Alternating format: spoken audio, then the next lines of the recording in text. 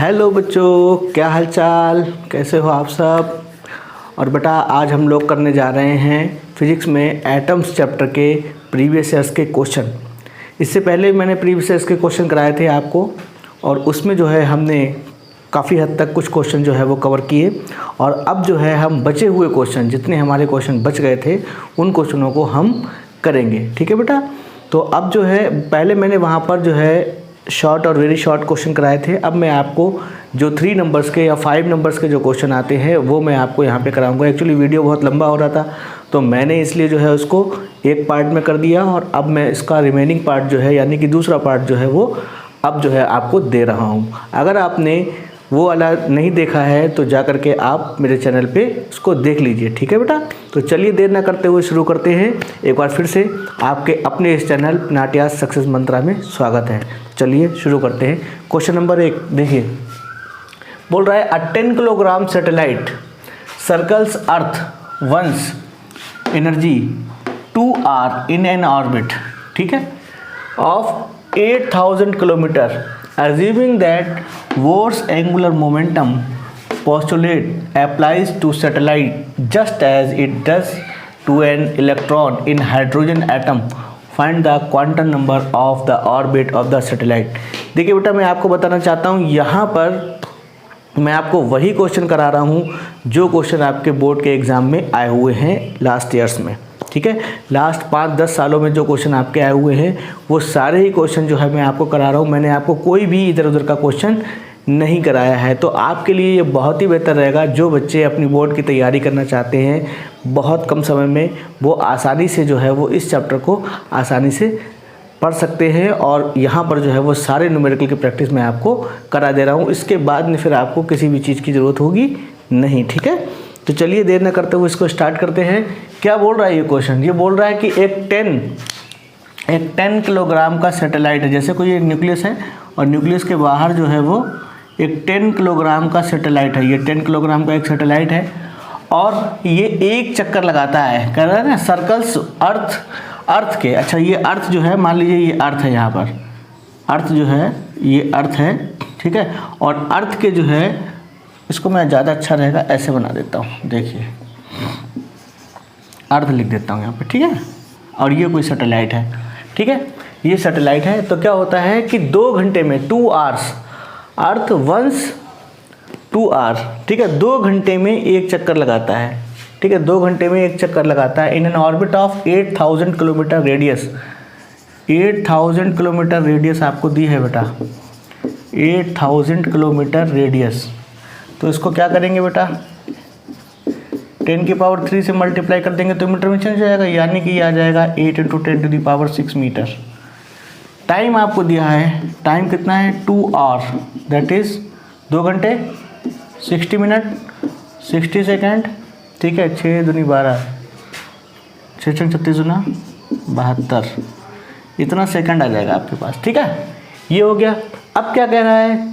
कह रहा है कि assuming that Bohr's angular momentum postulate applied.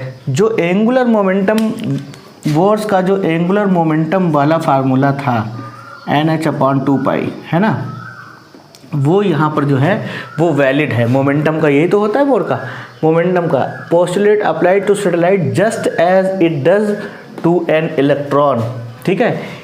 Hydrogen के एटम में इलेक्ट्रॉन के लिए जो बोर्स का फार्मूला अप्लाई होता है वो यहाँ पर वैलिड है, ठीक है। इस सैटेलाइट और अर्थ के लिए जो रिवोल्यूशन हो रहा है यहाँ पर, उसके लिए ये फार्मूला अभी भी वैलिड है। बोले इसी फार्मूले को आप वैलिड मानिए और इसी को यूज़ करके जो है वो आप क्या करेंगे, क्वेश्चन को सॉल्व करेंगे, ठीक है। तो find the quantum number of the orbital of the satellite. तो बोल रहा है कि क्वांटम नंबर आप निकालिए। ये क्वेश्चन बेटा आपके पास में है, ठीक है, ये क्वेश्चन आपके पास में है। हम क्या करेंगे, हम ये फार्मूला लगाएंगे जैसा कि इसने बताया, तो हम यही वाला फार्मूला लगाएंगे। देखिए भाई क्या करते हैं, mvr = NH/2π। हमको n निकालना है, n यही तो होता है ना, प्रिंसिपल क्वांटम नंबर यही तो होता है। तो इसको हम जो है वो निकालेंगे। क्या करेंगे, देखो बेटा, हमें m मालूम है, m क्या दिया है 10 किलोमीटर, सॉरी 10 किलोग्राम। m जो है बेटा 10 किलोग्राम आपको दिया है, हमको m मालूम हो गया। वी नहीं मालूम है, आर मालूम है, एच तो मालूम ही होता है, 2 पाई ये तो मालूम ही होता है, एन नहीं मालूम होता है, एन ही निकालना है हमको, ठीक है। तो वी बेटा हमको नहीं निकालना, वी क्या है, वेलोसिटी है। अगर इसमें ऑर्बिटल जो है में कोई भी इलेक्ट्रॉन ये वेलोसिटी वी वेलोसिटी से जो है वो घूम रहा है, ठीक है। ये इसका मास दिया हुआ है, ये मास है बेटा, ये मास है, ठीक है। और यहाँ से यहाँ तक की जो रेडियस होगी आपके पास में, ये रेडियस आपको गिवन है, कितनी गिवन है, 8000 किलोमीटर, ये आपको गिवन है, ठीक है। और यहाँ पे जो टाइम पीरियड दिया था वो आपको ये दिया था।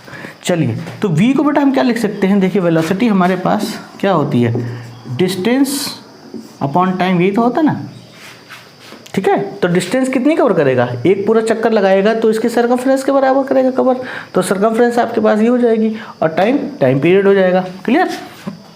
तो बेटा क्या करेंगे, 2 पाई आर अपॉन टी, और ये आर, ठीक है। इस आर को इस आर से आप मल्टीप्लाई कर दीजिए तो हो जाएगा आर स्क्वायर। अब हमारे पास क्या हो जाएगा, एन एच अपॉन 2 पाई, ठीक है। तो एन की वैल्यू बेटा आप निकालोगे तो क्या हो जाएगा, देखो ये 2 इससे 2 से जाके मल्टीप्लाई हो जाएगा, और ये पाई से मल्टीप्लाई हो जाएगा, मल्टीप्लाई हो गया तो हो जाएगा 4 पाई स्क्वायर, ठीक है, 4 पाई स्क्वायर, ठीक।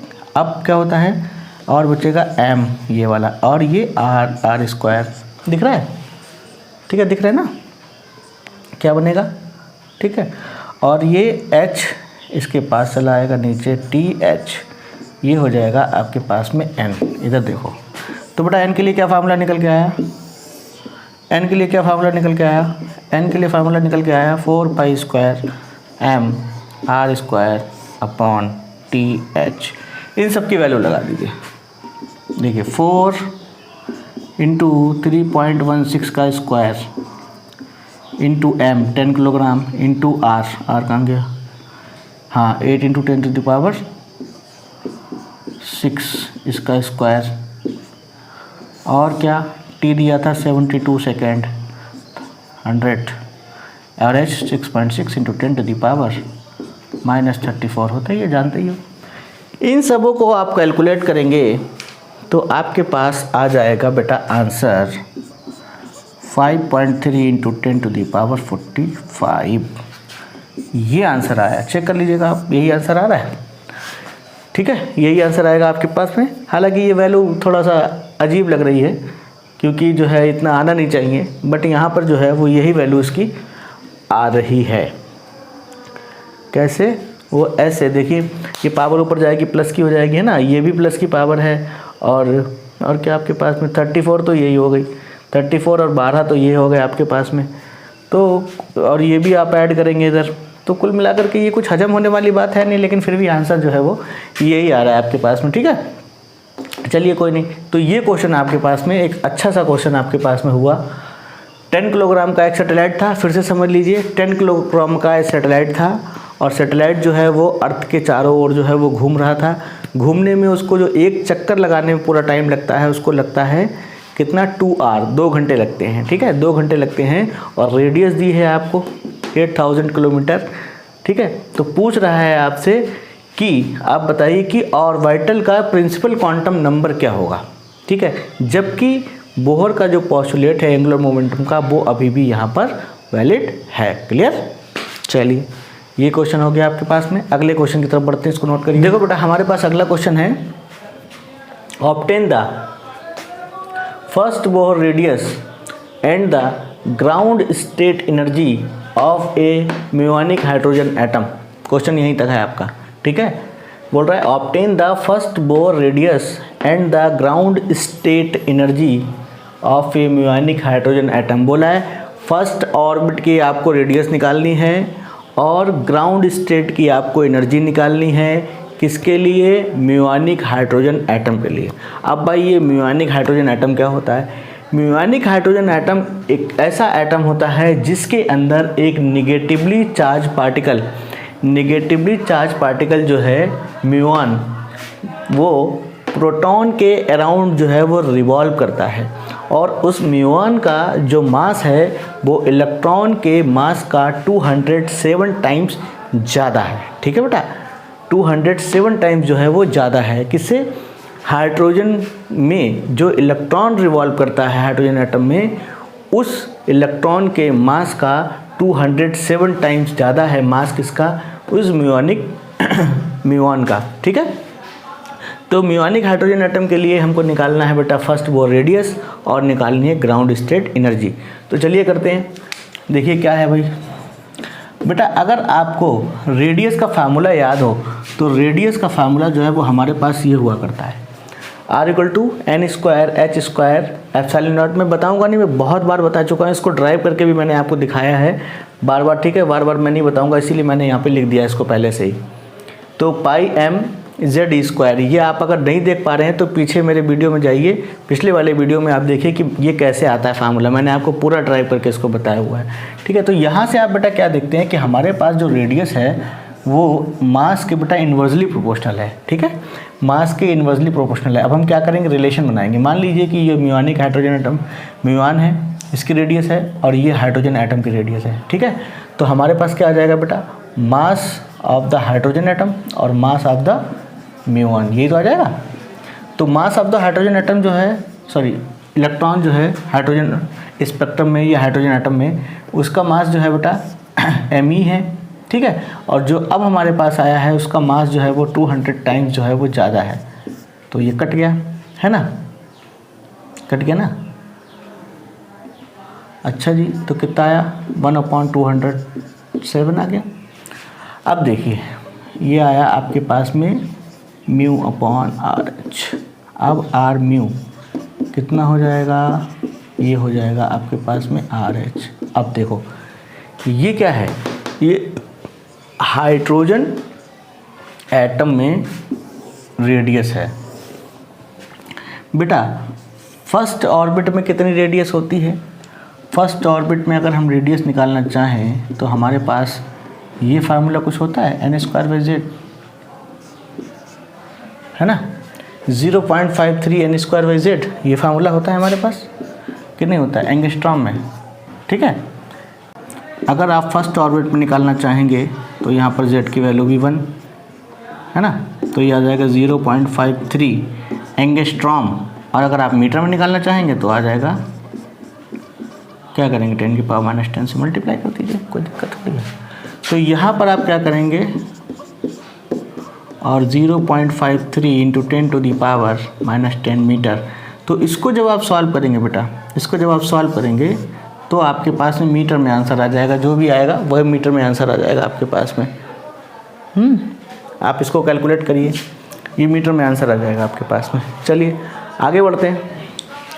अब इसका सेकंड पार्ट भी होना बाकी है, सेकंड पार्ट भी एनर्जी वाला भी करेंगे हैं। उसको जगह बना लें, थोड़ी जगह बनाते हैं बच्चे। इसको नोट कर लीजिए, नोट करिए इसको, नोट हो गया। चलो आगे देखो। अब देखिए हमारे पास जो एनर्जी होती है बेटा, उस एनर्जी का फार्मूला क्या होता है, ये होता है एनर्जी का फार्मूला। ठीक है, यहाँ से आप क्या देख रहे हैं, यहाँ से जो एनर्जी है वो मास के, ये भी मैंने आपको ड्राइव करके बताया है, मास के डायरेक्टली प्रोपोर्शनल है। तो एनर्जी ऑफ μ/एनर्जी ऑफ हाइड्रोजन में इलेक्ट्रॉन जो होता है उसकी मास ऑफ इलेक्ट्रॉन। तो ये 207 टाइम ज़्यादा है मास ऑफ द इलेक्ट्रॉन के, और ये 200, वो ये तो me ही है, किसको काट दीजिए, कितना आएगा बेटा, 207 आ जाएगा। ठीक है, और ये म्यू, इसको निकालेंगे तो ये इधर चला जाएगा। अब क्या करना है आपको, ग्राउंड स्टेट में निकालना है। तो ग्राउंड स्टेट की इसकी एनर्जी निकालिए पहले। तो ग्राउंड स्टेट की एनर्जी का फार्मूला क्या होता है, याद है, -13.6 z²/n²। इसको सबको कैलकुलेट करते थे तो ये इतना ही आता था। ठीक है, 1 रखेंगे क्या आ जाएगा, -13.6। ये इलेक्ट्रॉन वोल्ट में आंसर आता है, इतना याद रखिएगा, 13.6। ठीक है बेटा, 13.6 इलेक्ट्रॉन वोल्ट, इसको कैलकुलेट करिए और इलेक्ट्रॉन वोल्ट में आंसर आएगा आपके पास में। ठीक, तो ये क्वेश्चन आपके पास में एक हुआ, बहुत ही प्यारा क्वेश्चन था, अच्छा क्वेश्चन था, प्रीवियस ईयर्स में आया हुआ क्वेश्चन था। आगे बढ़ते हैं और भी ऐसे दमदार क्वेश्चन करते हैं। हाँ तो बच्चों लोग, अब हम लोग नेक्स्ट क्वेश्चन की तरफ बढ़ते हैं और नेक्स्ट क्वेश्चन को करते हैं। ठीक है, चलिए देखते हैं क्या बोलता है। बोल रहा है in accordance with the Bohr's model find the quantum number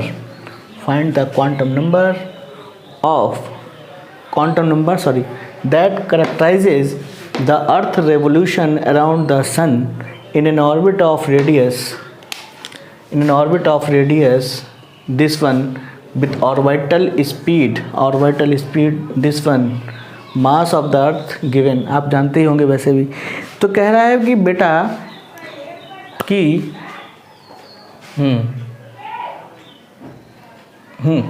अर्थ जो है अराउंड द सन, देखिए यहाँ पे क्या है, सन है, ये सन है, और इस सन के अराउंड जो है वो अर्थ यहाँ पर रिवॉल्व कर रही है, ठीक है, रिवॉल्व कर रही है। यहाँ से कुछ रेडियस भी होगी, जो रेडियस आपको गिवन है, कितने गिवन है, कहाँ गया 1.5 इंटू 10⁻11 मीटर है ना। और अर्थ का मास तो आप जानते ही हैं, मास जो आपको दिया हुआ है, मास दिया है बेटा 6 इंटू 10⁻24 kg, और इसकी जो ऑर्बिटल स्पीड है वो आपको गिवन है 3 इंटू 10⁻4 मीटर पर सेकेंड, ठीक है बेटा, ये इतना दिया हुआ है आपको। अब बोल रहा है कि in accordance with the Bohr's model, ठीक है, बोर के मॉडल को आप यूज़ करते हो, या बोर के मॉडल के अकॉर्डिंग आप वो ये जो ऑर्बिट है, इस ऑर्बिट के लिए आप जो है क्या निकालेंगे, आप ऑर्बिट के लिए क्या निकालेंगे, क्वांटम नंबर निकालेंगे, ठीक है, ऑर्बिट के लिए क्वांटम। तो भाई बोर का मॉडल क्या कहता है, बोर का मॉडल ये कहता है कि इलेक्ट्रॉन केवल उसी ऑर्बिट में घूमते हैं जहाँ पर बच्चे उसका एंगुलर मोमेंटम nh/2π होता है, where n is the principal quantum number होता है, ठीक। क्या करेंगे, n की वैल्यू निकालेंगे, साहब की वैल्यू रख दीजिए, m कितना गिवन है, ये लो, v कितना गिवन है 3 इंटू 10⁻4, r कितना गिवन है 1.5 इंटू 10⁻11, n आपको निकालना है 6.6 इंटू 10⁻34 अपॉन 2 इंटू 3.14, ये रखिए। n की बच्चा वैल्यू निकालोगे तो कितनी आ जाएगी, 3 इंटू 10⁻4 इंटू 1.5 इंटू 10⁻11, ये भी इधर आ गया, ये इधर चला जाएगा ना, 2 इंटू 3.14 अपॉन ये नीचे 6.6 इंटू 10⁻34, ठीक है। बच्चे आप इसको कैलकुलेट करेंगे तो 2.6 इंटू 10⁻74 आपके पास में आंसर आ जाएगा, ये आंसर आएगा। देखिए n की वैल्यू जो क्वांटम नंबर है बहुत 10⁻74 आ रहा है, बहुत बड़ी वैल्यू आ रही है आपके पास में, ठीक है। 74 का मतलब क्या है कि बहुत बड़ी आपके पास वैल्यू आ रही है, लेकिन अब आ रही है तो आ रही है, ठीक है। क्या है, अर्थ को रिवॉल्व करने के लिए जो प्रिंसिपल क्वांटम नंबर होगी वो कितनी होगी भैया, इतनी होगी, क्लियर। कुछ नहीं था इस क्वेश्चन में, थोड़ा सा फार्मूला का यूज़ था और कुछ नहीं। चलिए इसको करिए, अगला क्वेश्चन कराते हैं आपको। देखिए बच्चा लोग, अगला क्वेश्चन क्या है हमारे पास, कह रहा है कि which level of the double ionised lithium has the same energy as the ground state energy of the hydrogen atom. बहुत आसान क्वेश्चन है, ऐसे क्वेश्चन ऑब्जेक्टिव में बहुत आया करते हैं। जो कंपटीशन के एग्ज़ाम होते हैं, आपके नीट हैं, जेई हैं, वहाँ पर जो है ऑब्जेक्टिव टाइप क्वेश्चन ऐसे बहुत सारे आते हैं, ठीक है बेटा। तो देखिए कह रहा है कि विच लेवल, लेवल का मतलब है एनर्जी लेवल की बात कर रहा है, एनर्जी लेवल की बात कर रहा है, इसका मतलब एन आपको फाइंड करना है, ठीक है, ये आपको फाइंड करना है एन, ठीक। एनर्जी लेवल की बात कर रहा है, यानी कि आपको एन जो है वो प्रिंसिपल क्वांटम नंबर, ये आपको फाइंड करना है। कौन, तो देखिए बेटा क्या है आपके पास जो एनर्जी वाला फार्मूला होता है वो होता है 13.6 Z²/n², ये तो फार्मूला होता है, याद होगा आपको।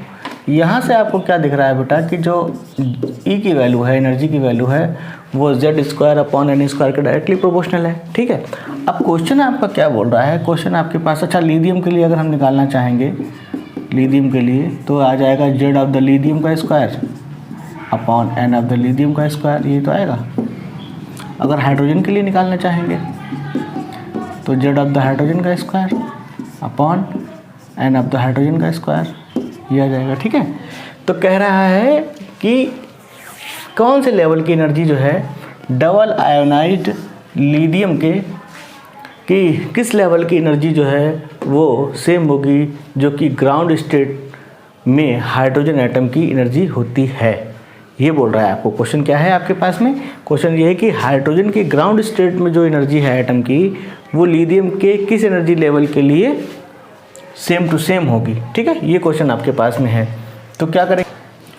तो बेटा ये वाली वैल्यू जो है आपके पास में लिथियम की, देखो लिथियम की मान लो कि n में जो n लेवल में जो वैल्यू है वो हाइड्रोजन की ग्राउंड लेवल में वैल्यू के बराबर है।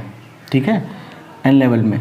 तो बेटा इसका n का क्या हो जाएगा? देखिए z/n, इन दोनों का स्क्वायर, और ये इसकी ग्राउंड स्टेट में ये क्या हो जाएगा? ये भी 1 होता है और ये भी 1 होता है, तो इन दोनों का स्क्वायर है ना। तो यहाँ से आपके पास आ जाएगा z² = n², और z जो होता है वो 3 होता है, तो n का स्क्वायर, यानी कि n की वैल्यू आपके पास आ जाएगी 3। ठीक है, ये आपके पास में जो है वो आंसर होगा। n की वैल्यू कितनी आ जाएगी? 3। तो यानी कि थर्ड एनर्जी लेवल के लिए जो आपके पास में एनर्जी होगी लिथियम के लिए वही फर्स्ट एनर्जी लेवल की एनर्जी होगी हाइड्रोजन के एटम की। क्लियर? ये समझ में आया? चलो भाई बच्चा लोग अगला क्वेश्चन करते हैं। ठीक है, अगला क्वेश्चन करते हैं। देखिए क्या बोल रहा है। क्वेश्चन बोल रहा है आपके पास, कह रहा है the value of ground state energy of hydrogen atom, the value of ground state energy of hydrogen atom is -13.6 electron volt. ये कोई बताने की बात नहीं, आप सब लोग जानते हैं। तो बोल रहा है what does the negative sign indicates या सिग्निफाइज। जो इसमें निगेटिव साइन लगा रहता है उस निगेटिव साइन का मतलब क्या है? पहली बात तो ये है। दूसरा कह रहा है how much energy required to take an electron from this state to first excited state. ठीक है, फर्स्ट एक्साइटेड स्टेट में इस ग्राउंड स्टेट से इलेक्ट्रॉन को ले जाने के लिए कितनी एनर्जी आपको ज़रूरत पड़ेगी? देखिए बेटा एनर्जी का फार्मूला जो आपके पास में हुआ करता है वो ये होता है 13.6 z² इलेक्ट्रॉन वोल्ट। यहाँ पर ये जो निगेटिव साइन आपके पास में आया है ये, इसका क्या मतलब होता है? इसका क्या मतलब होता है? आप लोगों ने थ्योरी में अच्छे से पढ़ा होगा। ये न्यूक्लियस होता है, न्यूक्लियस के बाहर जो है वो इलेक्ट्रॉन रिवॉल्व करता है। न्यूक्लियस पे होता है पॉजिटिव चार्ज और उसके पास होता है नेगेटिव चार्ज। इन दोनों के बीच में एक इलेक्ट्रोस्टैटिक अट्रैक्शन लगा करता है 1/4πε0, है ना, z²/r²। ये पढ़ा है आपने। तो इसका मतलब क्या है? इसका मतलब ये है कि ये निगेटिव साइन ये इंडिकेट करता है कि न्यूक्लियस के साथ में ये जो इलेक्ट्रॉन है ये अट्रैक्शन से जुड़ा हुआ है, बंधा हुआ है, बाउंड है। ठीक है, बाउंड है ये किसके साथ में? न्यूक्लियस के साथ में। अगर हमें इसको यहाँ से निकालना है तो हमें इतनी पॉजिटिव एनर्जी देनी पड़ेगी इसको निकालने के लिए। ठीक है, यहाँ से इसको हटाने के लिए। तो ये क्या सिग्निफाई करता है? सिग्निफाई ये करता है, ये इंडिकेट करता है कि ये इलेक्ट्रॉन जो है वो बाउंड है विद द न्यूक्लियस। ठीक है, न्यूक्लियस के साथ में ये बाउंड है। क्लियर? Now next. तो देखो बेटा अगर हम इसकी ग्राउंड स्टेट में एनर्जी देखेंगे तो बेटा ग्राउंड स्टेट में हमारे पास जो एनर्जी आती है वो कितनी आएगी? ग्राउंड में ये -13.6 आ जाएगा। अब हमें इसको कहाँ ले जाना है? फर्स्ट एक्साइटेड स्टेट में ले जाना है। ठीक है, तो देखिए ये एनर्जी लेवल्स होते हैं आपके पास, आपने पढ़ी होगा ऐसा। तो n = 1, n = 2, n = 3, है ना। तो ये तो होती है ग्राउंड स्टेट, ये ग्राउंड स्टेट है आपके पास में। ये फर्स्ट एक्साइटेड स्टेट होती है ना, ये सेकंड एक्साइटेड स्टेट होती है। तो फर्स्ट एक्साइटेड स्टेट के लिए बच्चा, फर्स्ट एक्साइटेड स्टेट के लिए जो n होता है वो 2 हो जाएगा, है ना। तो बेटा एनर्जी कितनी आएगी? एनर्जी मान लो ये E1 थी, सपोज करो इसको, चलो E2 कुछ भी मान लो, कोई दिक्कत नहीं है।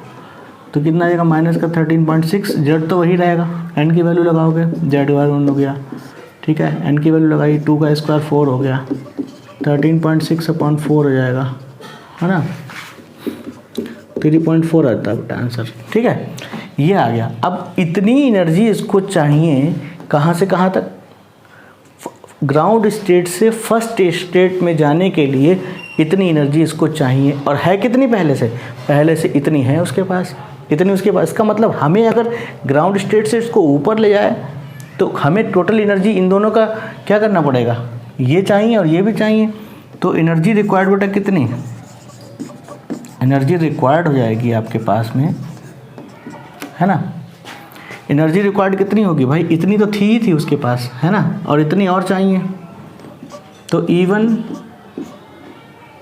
या E2 माइनस E1 करते हैं, तो ये E2 हो गई माइनस ये E1 हो गई, ठीक है,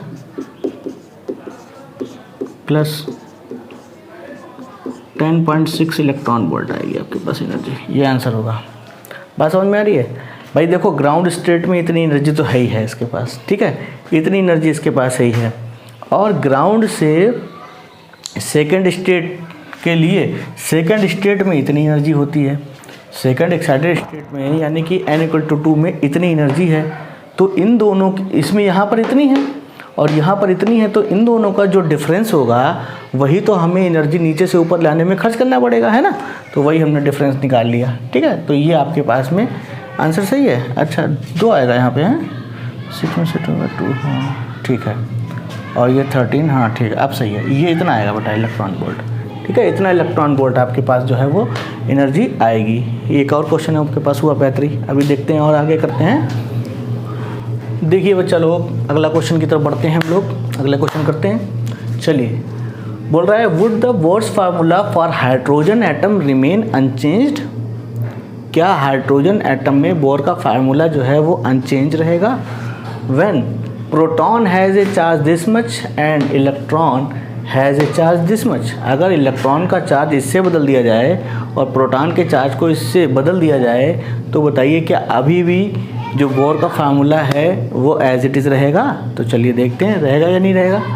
तो भाई क्या होता है, आपने क्या पढ़ा, बोर के फार्मूले में एक ये न्यूक्लियस होता है, न्यूक्लियस के ऊपर Ze चार्ज होता है और इसमें एक इलेक्ट्रॉन जो है वो घूमता है, ये रेडियस होती है। तो इन दोनों में क्या होता है बेटा, एक इलेक्ट्रोस्टैटिक अट्रैक्शन फोर्स लगता है जिसकी वैल्यू Ze/E है ना, R², ये खूब अच्छे से आपको पता है, ये इलेक्ट्रोस्टैटिक अट्रैक्शन फोर्स है, ठीक है। जहाँ पर बेटा ये क्या था, ये टोटल प्रोटॉनों का चार्ज था, है ना, किसी भी एक एटम के अंदर total charge of the protons, कितने प्रोटॉन है, प्रोटॉन का नंबर कितना होता है, एटॉमिक नंबर के बराबर होता है। अगर आपके पास 5 प्रोटॉन है तो 5 प्रोटॉन के बराबर चार्ज, अगर 6 हैं तो 6 के बराबर, 10 है तो 10 के बराबर, अगर Z है तो Z के बराबर, है ना। ये बहुत अच्छे से मैंने समझाया है प्रीवियस वीडियो में, देखिएगा आप लोग। तो ये बेटा आपके पास में इलेक्ट्रोस्टैटिक अट्रैक्शन हो गया। अब ये भी बताया गया था कि अगर इलेक्ट्रॉन किसी सर्कुलर ऑर्बिट में मूव कर रहा है तो उसको एक सेंट्रीपिटल फोर्स की ज़रूरत होती है। वो सेंट्रीपिटल फोर्स बेटा आपके पास में क्या होता है, mv²/r। और ये भी आपको बताया गया होगा कभी जब आपने पढ़ा होगा कि सेंट्रीपिटल फोर्स जो होता है वो कोई नया फोर्स नहीं है, ठीक है। डेली लाइफ में जितने भी फोर्स पाए जाते हैं उसमें से कहीं ना कहीं कोई ना कोई जो है वो सेंट्रल फोर्स की तरह हमें ज़रूरत पड़ने पर काम कर सकता है, ठीक है। तो ये बताया था कि ये सेंट्रीपिटल फोर्स जो है बेटा इसको वो कहाँ से मिलता है, इस वाले इलेक्ट्रोस्टैटिक अट्रैक्शन से मिलता है, ठीक है। ये इसको मल्टीप्लाई करेंगे ये हो जाएगा। अब क्या हो गया, अगर मान लीजिए कि यहाँ पर हमारे पास में ये, अगर मान लीजिए यहाँ पर ये तो था देखिए Q1 कूलाम्स के लॉ में, और ये Q2।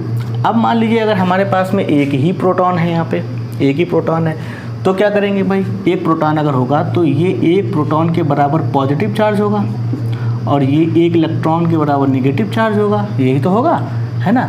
तो ये फार्मूला कुछ आपके पास में कैसे बनेगा, इस टाइप से हो जाएगा, देखिए +E -E/r², यही तो होगा ना, ठीक। तो अब क्या कह रहा है क्वेश्चन, ये तो हम जानते हैं, ये सब हमें पता है। अब देखिए ये क्या कह रहा है, ये कह रहा है बेटा कि हमारे पास जो चार्ज हैं उस प्रोटॉन के चार्ज को आपने चेंज कर दिया किससे, इससे।